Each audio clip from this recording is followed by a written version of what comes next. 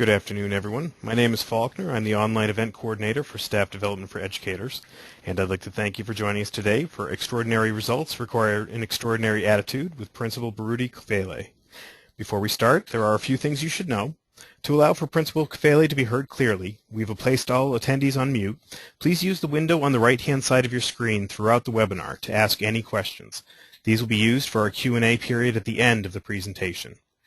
The session is being recorded, and assuming no technical difficulties, you'll receive a link to the archive within 48 hours, as well as a link to a certificate of participation. Finally, at the end of today's presentation, you will receive a short survey, and by completing the survey, you do assist us in providing future complimentary webinars. A little bit about SDE. At SDE, we believe educators have the most important job in the world. That's why it's our mission to empower pre-K through 12 educators across the country with sustained professional development solutions that are not only research-based and rigorous, but also practical, innovative, and fun. Our goal is to help you create environments that prepare your students for the evolving demands of the 21st century. Together, we can create extraordinary classrooms.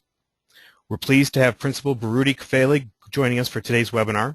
Principal Kafele is an award-winning educator, best-selling author, educational consultant, and motivational speaker. He excelled as an urban school educator for over 20 years. He has received over 100 awards, including the Milken National Educator Award in 2009. As a middle and high school principal, he led the transformation of 4 schools. One was recognized by U.S. News and World Report magazine as one of America's best high schools. The author of 5 books, his Motivating Black Males to Achieve in School and in Life is a national bestseller. Welcome, Principal Kafele. At this point, I'm going to turn the presentation over to you. Thank you. Good afternoon to everybody. You know, I'm still fascinated by the whole concept of webinars, because here you get to sit in your living room or your car or wherever and speak to just a number of people about whatever. And I think that's just a fascinating thing. So I'm certainly grateful for the opportunity to speak to so many of you this afternoon on extraordinary results require an extraordinary attitude.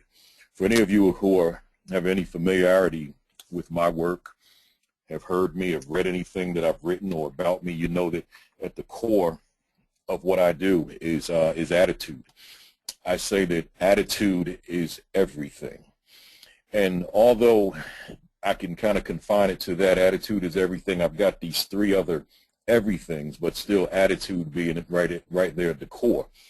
I say that climate and culture are everything, meaning that I really can't maximize the attitude, or we can't maximize the attitude when the climate and culture are toxic. When I say climate and culture, I mean the mood and the lifestyle. Climate being the mood of the school and classroom, and the lifestyle, the culture being the lifestyle of the school and the classroom. So I say that climate and culture are also everything. But then I say the brand of the school, the identity of the school is everything. But even that is, once again, tied right back into the attitude. And then finally, I say leadership is everything. Leadership is the rudder. It keeps it all together, keeps it moving in the same direction. So that attitude, climate and culture, school brand, classroom brand, and leadership. But as I move forward, you'll notice on the screen it says the attitude gap. I want to take you on a journey going back a little bit. My first year as a teacher in New Jersey, I started my teaching in New York, but it was pretty much in a substitute capacity. But in New Jersey, my first year in 1992 was my absolute worst year as an instructor, as a teacher. I didn't have a clue as to what I was doing, and I didn't understand why it was that students weren't motivated. So I kind of blamed them without telling them that I was blaming them. But one of the things that I noticed was that young people, despite the challenges, the obstacles, the crises of growing up, in this case, in poverty, inner city living, and all the trappings of living in poverty, all those challenges, I still was able to identify that these youngsters were intelligent. I saw that there were some who were much more higher achieving than others. There are others that just didn't want to be there. And this is 5th grade, I might add. And as I began to look at this closer throughout the course of that first year, and then subsequently that summer, I came to the conclusion that it's not the academics that's my biggest challenge. The skill and ability, if not there, can be put there. But I said the biggest challenge that I face as a new teacher, and then subsequently throughout my mission as a teacher, I said was the attitude of young people, but also the attitude of myself. Was I a firm believer in these young people soaring? Did I believe that these young people could reach the highest of heights? Did I believe that they had the ability to maximize their potential? Did I believe that they had the right attitude to soar? But then looking at myself, did I believe in me? Did I believe that I was the right person for the job?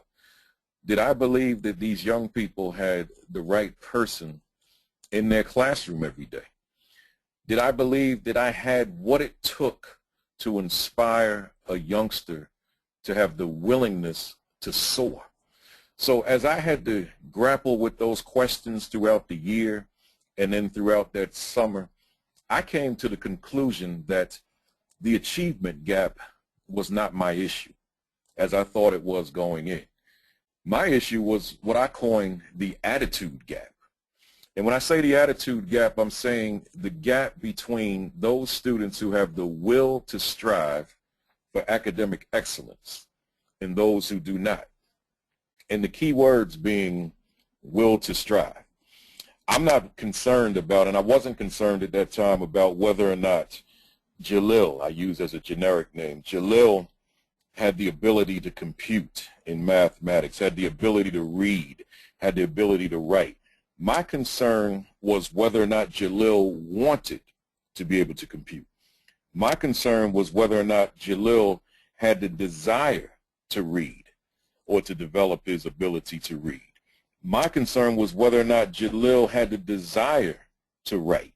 So if I could increase Jalil's will to do math or compute, will to read, will to write, if I could convince Jalil that he's great, if I could convince Jalil that he's somebody, if I could get him excited about himself, if I could get him excited about learning, if I could get him excited about the prospects for his future, then I increase the probability exponentially that Jalil will in fact soar. So once again, I'm not concerned about whether or not he can do the math. I'm concerned about whether or not he has the willingness to do the math. So the attitude gap is therefore saying that there are students in a given classroom or a given school where you've got a percentage who have the will to strive, but then you've got another percentage who just don't want it for whatever the reason. And how do we take that gap and close that gap between those who have the will and those who do not? So once again, the attitude gap. But then that's the attitude of the student. But I also say the attitude of the teacher matters. So I want Jalil to want to strive. I want Jalil to have the willingness to soar. But what about me as the teacher? My attitude matters. So I want to show you a mirror. And I'm saying to all of us as educators, we have got to go to that mirror every day. We've got to go to that mirror and we've got to look at ourselves. We've got to evaluate ourselves, assess ourselves. We've got to be reflective of our practice, and then we've got to make the adjustments every day. I say that first and foremost as it relates to your students' academic performance and your overall practice of teaching. There are these three questions. Number one, who are you? Who are you as the teacher? Leaders out there, who are you as the leader? Who are you? And that's a question that so many of us, we don't really think about. We think about who we are as individuals, but who are you as the teacher? I had to come to grips with that going into that second year as a classroom teacher, because although that first year was a year of regret, although that first year was a year that I did not want to repeat, I had to come to grips, well then, Baruti Kafele, who are you as the teacher of these students. And as that evolved in terms of who I was, and it's still evolving to this day, 20 some odd years later, I had to make sure that I was somebody of value for those children, which was rooted in my attitude. How did I feel about me? How did I feel about my own ability to motivate, to educate, to empower? Not so much with someone else's opinion of my ability to motivate, my ability to educate and empower, but how did I see me through the prism of that mirror? That was critically important. Number two, what are you about? It's one thing to say who I am or who you are, the listener. But then what are you about? What is your purpose? What is your mission? And as my attitude is evolving, as I'm formulating this attitude of excellence for young people, me the teacher, because I can't even focus on the attitude of young people if me the teacher, my attitude is not one that's conducive to young people having the willingness to soar.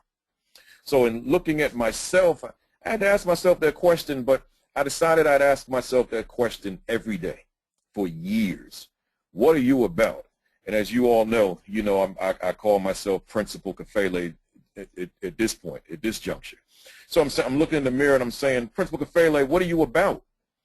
And I need that person in my reflection to be able to respond to that. Not me respond to my reflection, but my reflection respond back to me.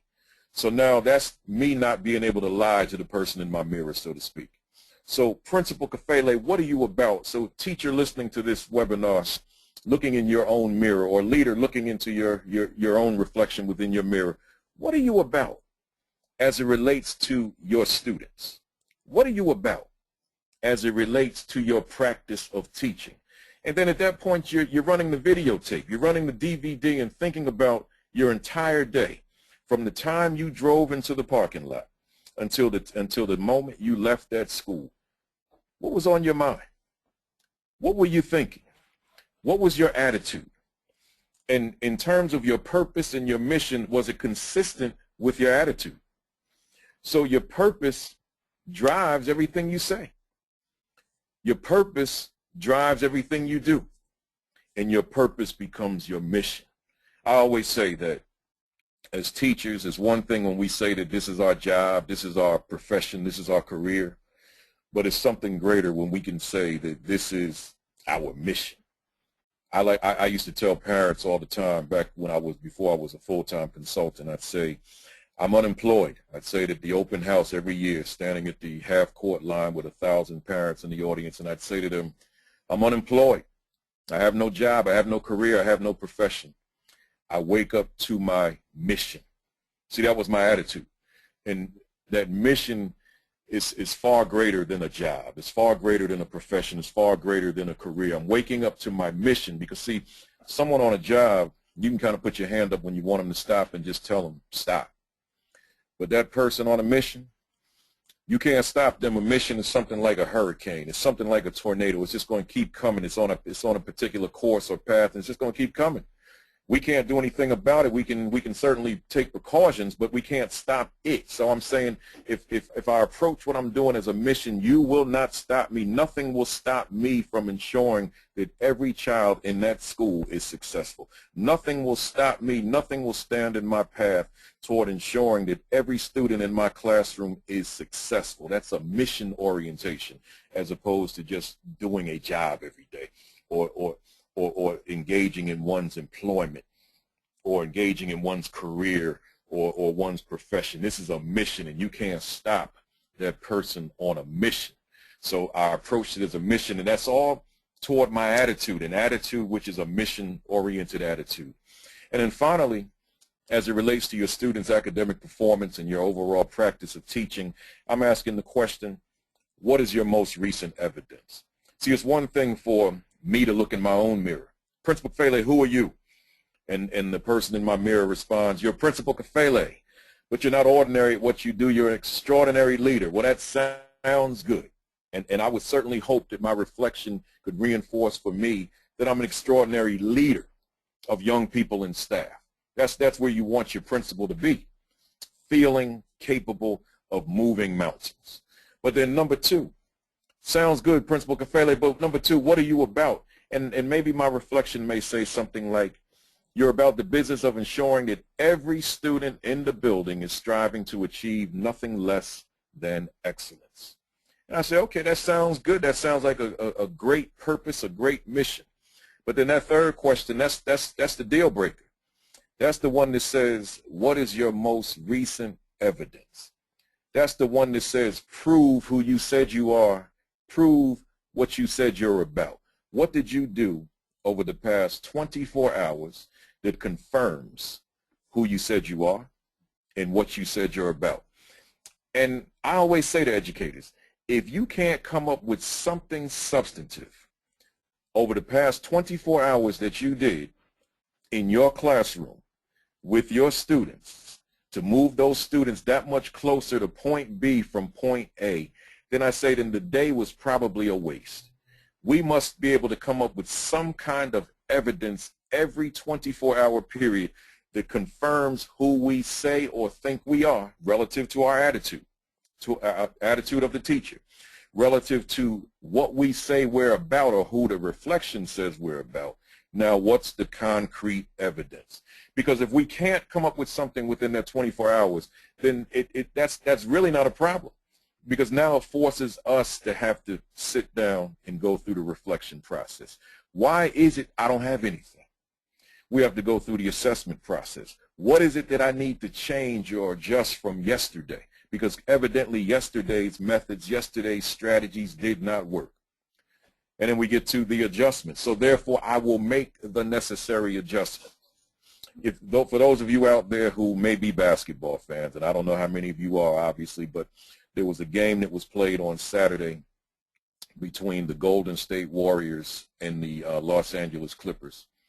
The Warriors, they won that game. But then I'm sure that the Clippers went through a reflection period, an assessment period, and an adjustment period, and came out last night and won by about 40 points. So you look at sports and you transfer that to what we do. That locker room is that place where a lot of that reflection takes place, that place where a lot of that assessment takes place, that area where a lot of that adjustment takes place. So when we're not in the classroom, that's sort of like our locker room period. So now we go through that reflection, we go through that assessment, we go through that adjustment, so we come back that much stronger tomorrow. So the attitude of the teacher matters. And within those three questions, who are you, what are you about, what is your most recent evidence, we've got to see ourselves as being capable. I don't care if the world doesn't think that we're capable of getting the job done. We have got to see ourselves as being capable. We've got to see ourselves as being the number one determinants of the success or failure of our students. I say that when we see ourselves at that level of proficiency, when we see ourselves at that level of success relative to making those connections with young people, then we increase the probability that young people, regardless if they're born into poverty, regardless of the challenges they may be dealt, regardless of whatever the obstacles in their path, whatever they're dealing with, if they can come to school with a teacher that says that regardless of what you're dealing with, you are going to be successful this year because I am your teacher. Or as the leader says, I don't care what the challenges were in the past, you are going to be successful this year because you are a student in my school, and your failure is not your option. I have removed your right to fail. The only option you have here is to soar. And when I say failure, I mean long term. I have no problem whatsoever with short-term failure, because that's how we learn. That's how we grow. But I'm talking about that long-term failure where I've just absolutely given up. I've quit. I no longer want to put forth the effort because I don't feel that I can get it done. That's the failure that is absolutely unacceptable according to us, because our attitudes matter toward young people. So moving on toward closing the attitude gap then in your classroom, I say that the intentionality of what your students see, hear, feel, and experience matters. Once again, the intentionality of what your students see, hear, feel, and experience matters. There's some strong words here, some key words here. The first one is intentionality. I say all the time in my seminars, I say, look, teachers, nothing, leaders, nothing can be haphazard, nothing. Everything that we do has to have intentionality behind it. It's got to be intentional. It's got to be deliberate. It's got to be purposeful. We don't just do things because we're reacting. We don't just do things because they seem like the right thing to do. We don't do things because we hope for success. We are intentional about what we do. That's the attitude of that teacher, the intentionality that we bring to our children on a daily basis. But within that intentionality, I look at these 4 words. And I've got to really discipline myself as I go through the 4, because anybody out there that's ever seen me speak before, you know that I can spend 2 hours on this slide, just this one slide alone. So I'm saying what they see, number 1. You and I, as the educator, the teacher, the leader, or even the non-certificated staff, because they are just as important, I might add as an aside, that secretary, that custodian, that security guard, that bus driver, that teacher's aide, they are just as important as the certificated staff. Everybody plays a role. And when those folks have an attitude which is positive as well, and we're working toward creating this mood, this lifestyle, this climate, this culture that's conducive to all people soaring, those students are then in a better place, a better position to, in fact, soar, because we've considered all of the attitudes in the school, all of the stakeholders, not just the certificated staff or certificated personnel. So going back to what do they see, there's got to be intentionality behind what students see. What do they see in the classroom? When I go into a classroom as a consultant, what bothers me probably more than anything is when I see a content-rich classroom and student-poor classroom. So it's content-rich. It's got all this information about the subject areas we teach. The attitude of the teacher is that, or the attitude of the school is that we're going to make sure that we've got content that mirrors what we teach throughout our halls, throughout the classroom. Fine, I get that. It's important. But when it's children poor, that's where it's a problem. I want to be intentional about children first before content. So I want to teach students first primarily, teach subjects secondarily. So therefore, what do students see? I want to make sure that they see themselves. I want to make sure that they see themselves throughout the classroom, throughout the building. Going back to I said I wanted to take you on a journey in my first year. That first year, I was all content, all over the classroom, just content.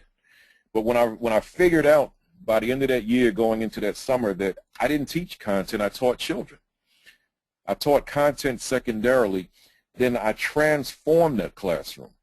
And all 4 walls were about those kids. All 4 walls were about those children. It doesn't mean that content disappeared, because it didn't.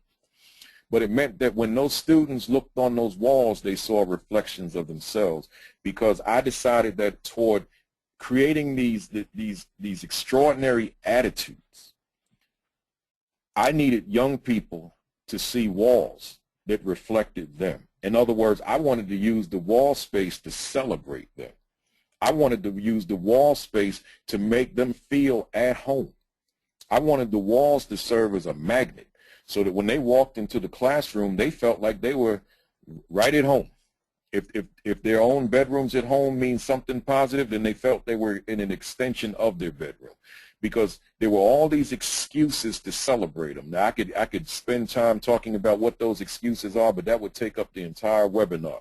But just using one's imagination and coming up with just a plethora of different categories to celebrate students beyond a student of the month category where we celebrate 2, 3, 4, 5 kids. I had to go beyond that, because in my case, in that second year, I was teaching 5th grade, but it was a departmentalized situation at the 5th grade level, believe it or not. So I was teaching about 125 students.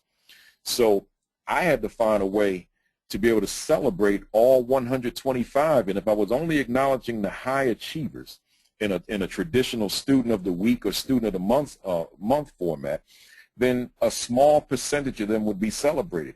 I said, what if I could break that down and focus on the subject area and criteria within the subject area to give everyone an equal chance and a level playing field to be successful and therefore have their names on the board, some of them, most of them, for the very first time ever in a positive light.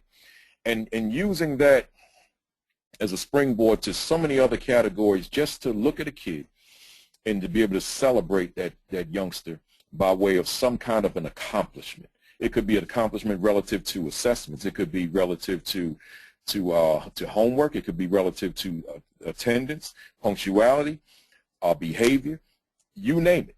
The list is endless, but just looking for excuses and examples of ways to celebrate a youngster so that when that youngster walks into the classroom, what does he or she see? They see themselves. They see that we are celebrating them. They see that they are somebody important. They are somebody special. They're not just students in a classroom. They are special individuals. That's the attitude I wanted to develop, because extraordinary attitudes bring about extraordinary results. So I wanted them to develop these extraordinary attitudes so that those results that we receive were equally as extraordinary. Number two, what do they hear? And as a matter of fact, and as I just said, I have to be careful not to spend too much time on any of these, but would be remiss if I didn't go back to C one more time. Seeing is not just the walls. Seeing is the arrangement of the desk. That picture that I have here on the screen implies that this is a student-centered classroom. That's important, because I don't want them to come into a classroom where they see something that is teacher-driven and therefore the teacher being the star of the show. I want them to see that they are the stars. I want them to see that they matter. I want them to see that their learning is about them and their own engagement in the process of their learning. What do they see? Also, what do they see in me as their teacher? I wanted to represent the utmost professional. Now, a lot of for those of you that know me, you know I use a lot of sports analogies, and particularly basketball and football. And let me tell you something. There are many young people, I'm sure, that are represented by you all, the listeners, who love LeBron James, who love Kevin Durant, who love these superstars in basketball. Well, the reality is most of them, if not all of them, may never, ever meet LeBron James, may never, ever meet Kevin Durant, Kobe Bryant, and all these other superstars in sports. They may never meet them. When I was teaching, Michael Jordan was a big-time basketball player. Well, I made a decision as a teacher and then subsequently as a principal. I said I can't introduce my kids to Michael Jordan, but I can be the Michael Jordan of the classroom. I can be the Michael Jordan of the principalship. I can be that.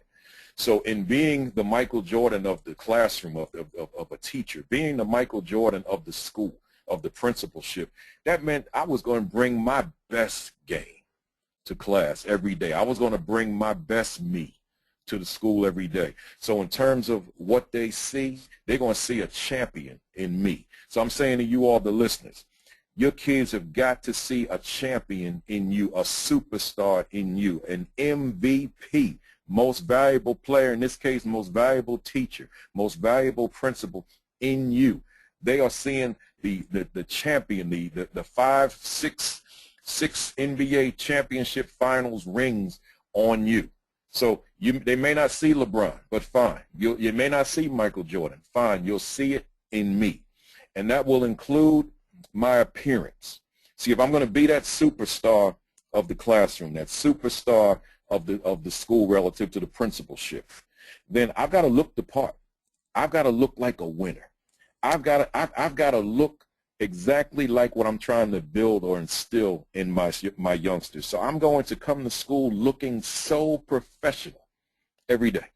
I'm going to come to school and I'm going to speak professionally every day. My actions are going to be professional. So everything about me in terms of what they see is going to be so professional that meeting LeBron James is no big deal. I've met Baruti Kafele, and I can see that he is all about me.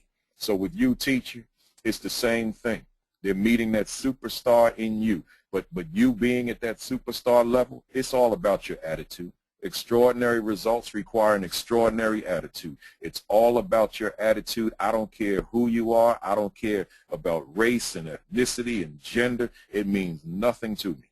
What matters to me is the attitude that we bring to these youngsters, how we feel about them and how we feel about ourselves. Number two, what do they hear? You and I have students, I've had students over the year that never heard from anybody that they were extraordinary, never heard that they were great, never heard that they were special. Well, I needed to change that. I needed to make sure as a teacher that my kids were hearing that they were somebody every day, that they were special every day, that they were extraordinary every day. And once I became principal and now had access to that PA system, or had access to, had the ability, the authority to bring kids to the gym or the auditorium anytime I wanted to as a result of being a leader, for the sole purpose of just reminding those youngsters that they were somebody, that they were extraordinary, that they were special, well, I did it. So principals out there who may be dealing with some real inner city or urban challenges or even rural challenges, I'm telling you, the main strategy that I used to overcome those challenges was bringing that school to the auditorium for me to fire them up as frequently as I could. Because by me letting them know, reminding them every day that they were somebody, that they were extraordinary, that they were special, that they were going places, that they can do anything they set their sights on achieving, guess what, folks? They started believing me. See, a lot of them didn't believe me prior to. But as I continued to tell them, give them this consistent message throughout the year, they started believing me. And as they began to believe me, they started changing because they started believing in themselves. See, they believed what I was saying, but it transferred into them believing in themselves and in their ability to soar. So I had to make sure that what they heard was the right thing on a regular basis. They had to hear the right stuff because they were hearing enough negativity. Some of them were hearing negativity and destruction just right in their own households from some of the closest people in their lives. They were hearing too much of that. Some of them were hearing it right on the television. Some of them were hearing it through the music. Some of them were hearing it from friends in the neighborhood, from community members, etc. So I had to offset that, as you do. I'm sure you do it every day. Offset it, counter it, by letting youngsters know that they are somebody special. Number three, the intentionality of what your students feel. What do they feel? In other words, I'm asking the question, what's the emotion that's triggered when the youngster walks into your classroom? So, one of the things I always tell my audiences, I thought when I was a practitioner, 14 years as a principal, 7 as a teacher, I thought I had a firm handle on bullying. I really did. So that when I stepped out and became a full-time consultant, I felt that that was just something I had a firm grasp of. And then I found out very quickly that I didn't know it the way I thought I knew it. Because I went into some classrooms and began to talk to young people, youngsters, elementary school particularly, about bullying. And in school after school, youngsters would break down and cry and let me know, because they felt very comfortable with me because they didn't know me. And they would let me know that they had been bullied that day and they had been bullied regularly. And when I say youngsters, I'm saying large numbers of youngsters, particularly young men, boys, telling me that they had been bullied that same day, the day before, and the days prior. And as I asked the teachers, the principals, did you know? For the most part, and most of those experiences that I had, they would say to me, I had no idea that this problem was as widespread as it is.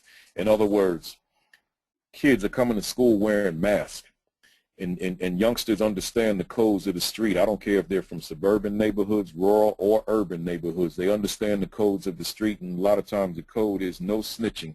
I can't tell you that my life is miserable. So therefore, I'll put on a mask and make you think that everything is all right, where actually underneath the mask, I'm dealing with a lot of stuff. But in this case, what does the student feel? A lot of that stuff, quote unquote, as I say, stuff that they feel is as a result of some student that's sitting right in that classroom with them. And in too many cases, we don't realize what's going on. We don't know the undercurrents of what's going on in that classroom or those hallways or that cafeteria or that locker room or that playground or that school bus. We don't know some of those undercurrents. So therefore, we think they feel okay. But deep down inside, underneath that mask there's some pain that we're not addressing as often as we should because we're not aware that it exists. But when we bring that attitude, the teacher's attitude, to that classroom, that my students can't soar to the highest heights if they're not feeling good about themselves, if they're not feeling good about being in my classroom, then we're going to take a detour there. And we're going to start engaging our children in conversations so that we can ensure or at least increase the probability that we know that we can gauge how they feel. What's the emotion when they're in that classroom? And not only in a bullying context, but just overall as a person. How do I feel? Do I feel good about me? Do I like who and what I see when I look into the mirror? Am I satisfied with the skin I'm in? Am I satisfied with my facial features? Am I satisfied with my hair, my weight, my height, my size, and overall just me? Am I happy? Forget satisfied. Am I happy with whom I see? Because if I'm not happy with that individual, then chances are that I can't give you my best, because performing on the math test or performing on the social studies test is not as important as the fact that I'm not happy with who's in my mirror. So in terms of the attitude of the teacher, the attitude of the teacher has got to be that I can't bring my children to the highest levels. I can't bring my children to optimal levels if I've got children who are feeling bad about themselves relative to their self-esteem, relative to their safety, or even just a negative self-image about themselves. That's an important area that we have to delve into. And then finally, the experience. What is the overall experience in that classroom? In terms of the intentionality of the teacher, the attitude of the teacher, what is it that we've done intentionally to ensure that the children have a great experience in that classroom?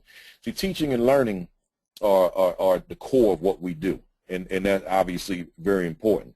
But I say that when we can transcend teaching and learning, and instead of the focus being teaching and learning, the focus being creating memorable experiences by way of the teaching and learning. So in other words, learning is fun, it's stimulating, it's engaging, but yet it's rigorous. It's relevant, and relationships abound at the same time. So that now, when that child, you have the child, let's say, for example, 5th grade, when I was teaching initially in 5th grade, and now 20 years from now, that child's some success story, and someone interviews the child or who's now an adult, or the adult just has a conversation about his or her journey to success, and the individual says, you know, I'm successful now, but there's a reason. It didn't happen by accident. The reason that I'm successful is because back in 5th grade, I had Mrs. So-and-so, one of you that's listening. I had Mrs. So-and-so. And here I was, this horrible student. I spent most of my time in the vice principal's office or the school disciplinarian's office. I was in trouble often, and I started having brushes with the law. I was making a lot of bad decisions, moving in the wrong direction. But I had Mrs. So-and-so, and Miss So-and-so never quit on me, never backed down, never gave up on me, but kept believing in me, kept saying the right things to me, kept telling me I was great when I thought I was nothing. And now here that adult is 20 years later saying, I am who I am because one of you listening to me right now made a believer of that youngster. And see, that's attitude, because that same youngster can go down the hall to another teacher, another class, and for whatever the reason, teacher gave up on the kid. I just don't see it. Teacher may say, I don't see that you're Ivy League bound. I don't see that you're success bound. Because of the decisions that you're making, I see you moving in the wrong direction. Now, obviously, this is not what the teacher is telling the youngster. This is just a thought. But now our actions are driven by those thoughts, by that attitude. So I'm saying that when that youngster, despite those challenges, that he or she may bring the class every day, I mean, bring stress to the teacher, bring stress to the administration each and every day. that teacher that says it doesn't matter. I'm going to continue to believe in you. I'm going to continue to push you to and beyond your limits. I'm going to continue to hold you accountable for success. I'm saying that that's the youngster who is going to be successful, because that teacher is creating these experiences. That teacher is celebrating that kid throughout the room relative to what that student sees. That child is hearing from that teacher every day about how extraordinary, how special, about how great he or she may be. That teacher is taking into consideration the emotion that child may be bringing. I mean, that child may be coming to school hungry every day. That child may have seen some things last night at home. That child may have experienced some things in the neighborhood. But that teacher's taking all of that into consideration, and therefore saying, I'm going to create these experiences. I'm going to create this classroom that becomes an oasis, so that regardless of what my children are dealing with, when they come into my classroom, they're coming into this oasis, coming into this place of hope, of promise, that where the probability for them being successful therefore increases exponentially. So again, the intentionality of what your students see, hear, feel, and experience matters.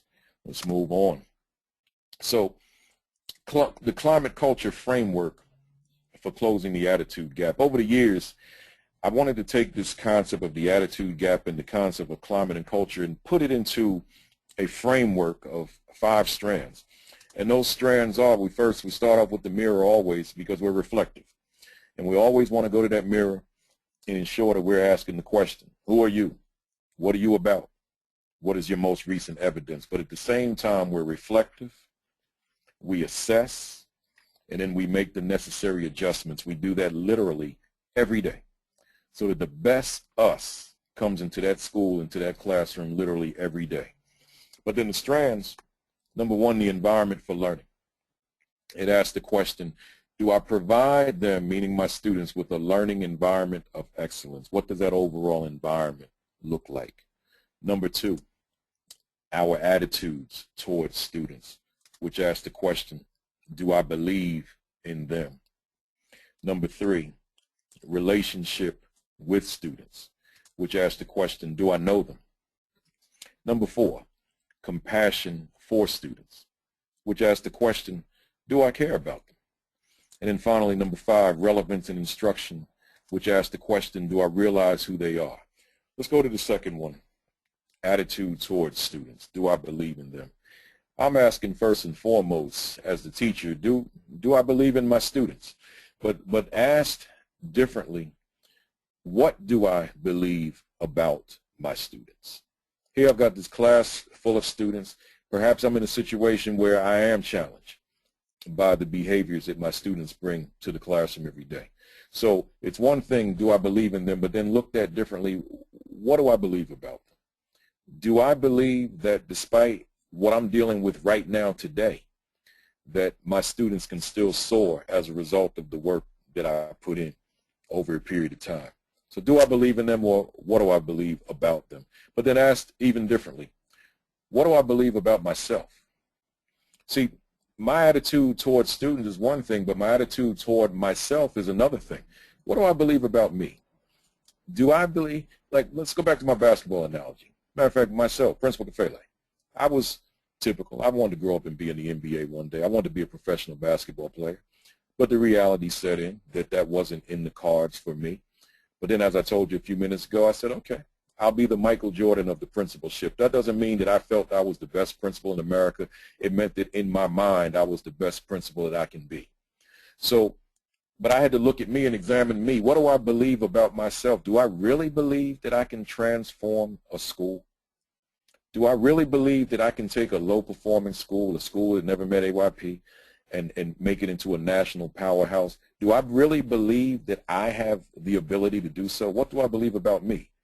Teacher listening to me right now, what do you believe about you? Let's say that there's a teacher listening to me right now, and let's say you're struggling. Let's say that you're in a situation, could be the climate and culture of your school, and you have nothing to do with that. Let's say that it's on a macro scale, and there's some things happening throughout the building which are infecting what you do in your classroom. And I said the word infecting. So affecting but infecting at the same time. So it's almost as if you don't have control over that unless your school, unless your brand is such that all of you are communicating and you're moving together on one accord through the prism of a common mission and a common vision. But that's another conversation. So let's say that you're that teacher and you're struggling. Well, I would ask you, well, what do you believe about you? What do you know about you? And do you feel honestly, and that's a conversation with the person in your mirror, that you have what it takes to overcome, to surmount these challenges, these obstacles that you're confronted with right now? Because see, if in your mirror, that conversation, the person speaking to you on the other side concludes that, no, I can't overcome this, then your students are pretty much finished. They're doomed. They're not going to have a good year. But if, on the other hand, you come to the conclusion that I'm better than what I'm demonstrating right now, my kids can soar. In fact, my kids will soar because I'm their teacher. See, now we're talking about a shift in attitude, a transformation of the attitude. And now here you are believing sincerely, wholeheartedly, that your students are going to be successful because they've got you as their teacher. So your attitude toward your students, what do you believe about yourself? Number 3, the relationships. Your relationship with your students are rooted in the attitude that you have toward your students. Because it's one thing to say I know them, but what does that mean?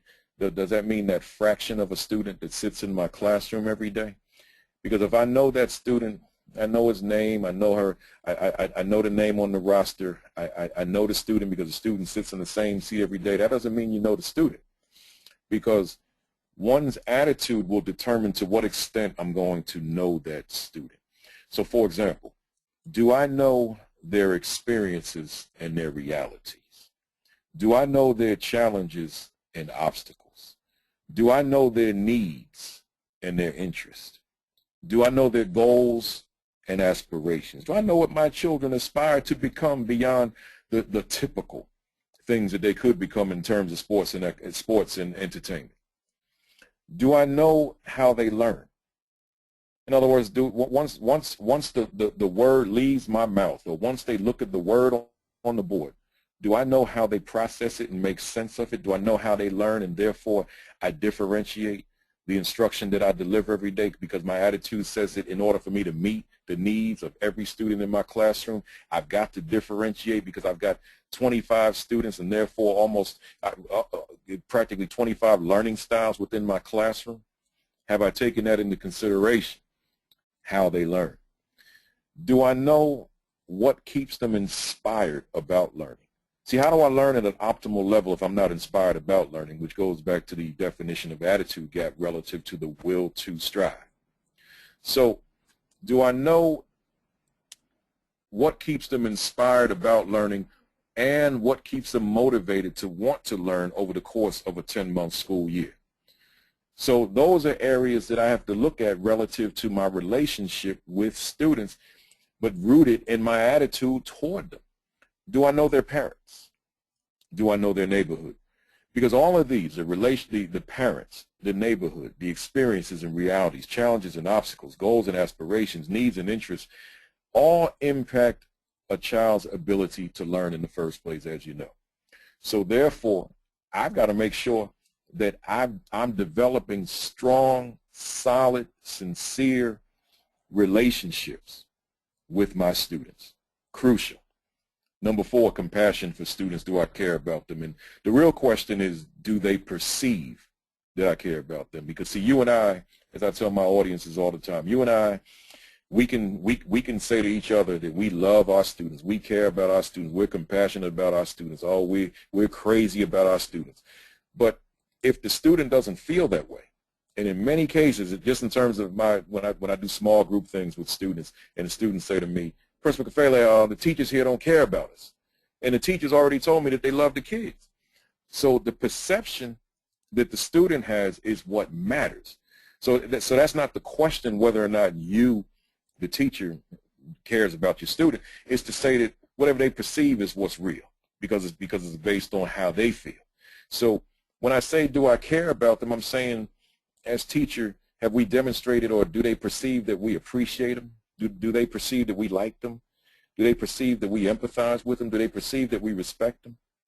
Do they perceive that we treat them equally and fairly? Do they perceive that we understand them? So you got to look at the perceptions that they have relative to the overall compassion that we have toward them. And then finally, the relevance in instruction.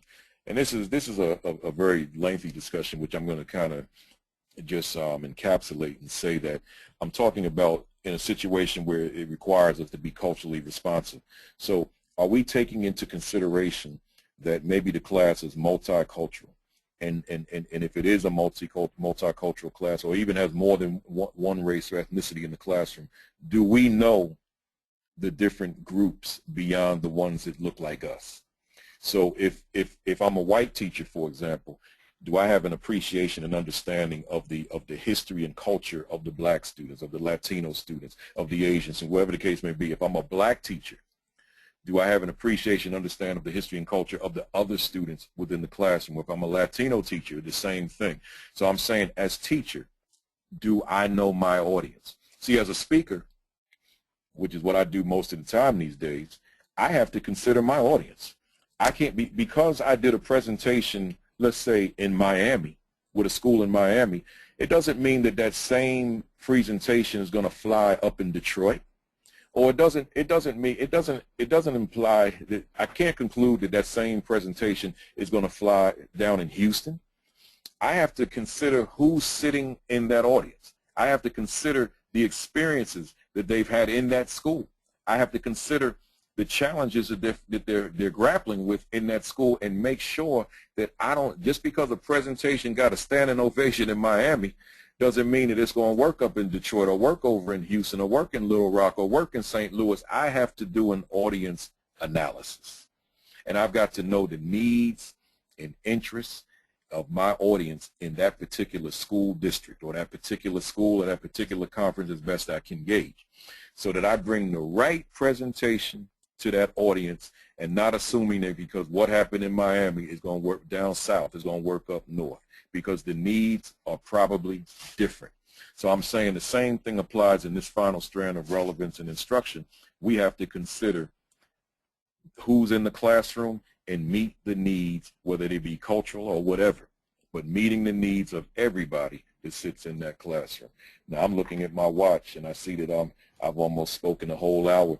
There's another slide here, final slide here, and between myself and SDE, we can certainly get you the last of this, which kind of breaks down the attitude towards students beyond just do I believe in them, but goes on and talks about the passion that we have for teaching, and the purpose that we have, and our mission and our vision and the goals we set, etc. So one way, between myself and SDE, we can get you that slide as well. But I know Faulkner Wright is going to come in, and I think we may have some questions, so let me go to the final screen. Well, I'll tell you, Baruti, there's not a single person who signed up to listen to me speak, so I wasn't about to interrupt. Yeah, no problem. But I hope everybody's enjoyed today's presentation so far. I'm just going to take a minute or so. If there's any last questions that people want to get, just submit those via the window on the right-hand side of your screen. In the meantime, I'd like to mention a few things. We would like to thank you for attending today's webinar and offer you a 10% discount if you register for any SDE seminar or conference by May 22nd. And mention today's VIP code, which is W042214, and that is today's date with a W in front of it, so easy to remember, W042214. And you might be particularly interested in joining Principal Kafele at our 3-day National Reading, Writing, Math, and More Conference in New Orleans, June 25th through 27th. I believe Principal Kafele is there pretty much all day on the 27th, and I'm hoping that I can actually sneak away from what I'm supposed to be doing at the conference and spend some time listening. Please keep in mind you can bring Principal Kafele on site to your school or district for custom training, speaking to your teachers, speaking to parents, groups, whatever it is that meets your unique needs. Just give us a call and speak to us, whether it's for information on having him come to your school or your area, or if it's about registering for an SDE event like that 3-day conference, give us a call at 877-388-2054. We'd like to invite you also follow us via social media, Facebook, Twitter, and Pinterest, LinkedIn. We're all over the place. You can generally find us under SDE4 Educators using the number 4 for our Twitter handle and memberships all over the place. And just a reminder, live webinar attendees do receive a follow-up email in about 48 hours that includes a link to a printable certificate of participation for the webinar, as well as a link to the archived recording of this webinar, which, as I said before, barring any technical difficulties, we should have that archive up within 48 hours. Now, thanks for your patience. I'd like to get to as many questions as we can during the presentation. First off, I have a question from Huntsville. Can you elaborate a little bit more on defining a classroom as context-rich but student-poor? Yes. You're looking at a classroom that, yeah, there's a lot of let's say a science classroom. There's just science, information, material, artifacts. I'm not criticizing that. It's necessary. But I'm saying I don't want to leave the student out of the equation. So I want to look at ways to celebrate the child. That first strand, environment for learning. One of the areas is goal setting. I want to have an area on that wall that has student goals for every marking period. The student's goal for what grade the student projects that he or she will receive in that class, that marking period. So teaching the art of goal setting, but then using that wall space to show students that we value the fact that you set goals, and then a plan that accompanies the goals, which is always also posted on the wall with that. So there's so many examples, and once again, we can get you more of the information between myself and SDE so that you'd have that information, and I guess you all know I'm an author as well, and it's all within the books. And that's one thing I'd like to mention as well. The questions that we can't get through today, I'm actually going to send an email to Principal Kafele with your questions, and he'll send back his responses. But what we're going to do too is we'll post those on the site with the archive, but along with resources, links to his books, links to his website, other relevant websites that he thinks are worth sharing with the group. We'll include those resources as well. And one question I've got, if you could offer one suggestion for, regardless of the grade, whether it was K-5, middle, or high school, for either an administrator or teacher, what's one suggestion you could offer almost across the board in instilling or making a difference on a daily basis in a child's day? I would off the top of my head, I would say that as long as the teacher or the administrator, throughout your walk, throughout that day, always remember that you matter. That is important. The teacher, as I say all the time, you are the most important person on the planet. But sometimes we forget that because of the challenges, because of just the pressures and demands of a typical school day. But if we can keep in the back of our mind, if not the forefront of our mind, that we matter. But then, and that's the part A. The part B is that we continue to do the same thing with the child, that always remember, keep it in right at the front of our mind, that child matters too, that child is somebody important. Because when I think about myself, and I'm going to keep this answer short, as the principal of the school for 14 years, I always had to remember that what I did as leader mattered. What my teachers did every day in those classrooms mattered. What my students did, or them themselves, they matter. But what my custodians did, I can't tell you how much praise I give custodians throughout America when I walk into a school and I see my reflection on that floor because it's waxed and buffed, or that glass that there's no fingerprints and streaks and smears, because that custodian matters. So we can just keep in our minds that all of us, we matter.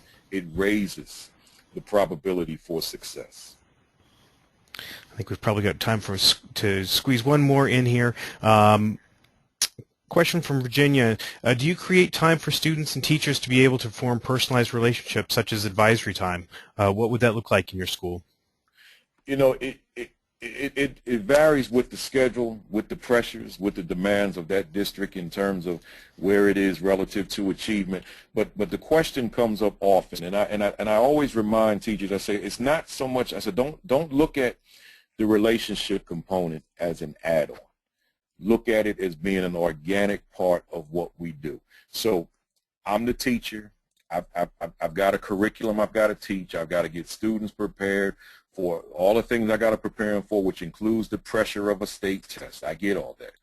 So therefore, within that, let me look within myself and examine to what extent that relative to what I'm doing, that I'm still forging relationship with students. Is it boiling down to that all I'm doing is instruction, instruction, instruction, or if within that instructional model, I am getting to know kids and my kids are getting to know me at the same time. Now, the question deserves a much broader answer, but I'm trying to do it within the time frame. But a lot of that, once again, it's all written and documented in the materials that I've written.